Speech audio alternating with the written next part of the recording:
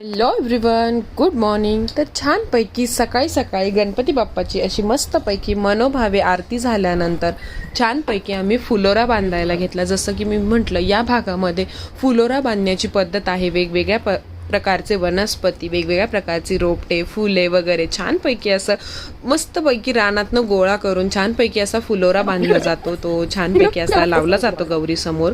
तर आमच्या मोठ्या जाऊबाई आणि मी असं छानपैकी फुलोरा करायला घेतलेला. छोट्या ताई तिकडे आवरत होत्या आणि मस्तपैकी गौरीची देखील अशी छानपैकी ओटी मंगळसूत्र घालून मुखवटे छान रेडी केले होते. तर छानपैकी असं मस्त फुलोरा बांधून आम्ही गौरीची साडी वगैरे घालायला घेतली आणि अशा पद्धतीत सगळ्यांचा हातभार लावत मस्तपैकी गौरीचा एक सेटअप तयार झाला. छानपैकी गौरी मातेनेच आमच्याकडनं व्यवस्थितरित्या तिला हवी तशी साडी नेसवून घेतली आणि मस्तपैकी आम्ही पुढच्या तयारीला लागलो.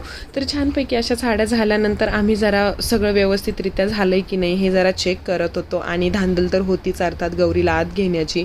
त्यामुळे असं छान सेटअप करून पुढच्या तयारीला लागलो. Stay tune.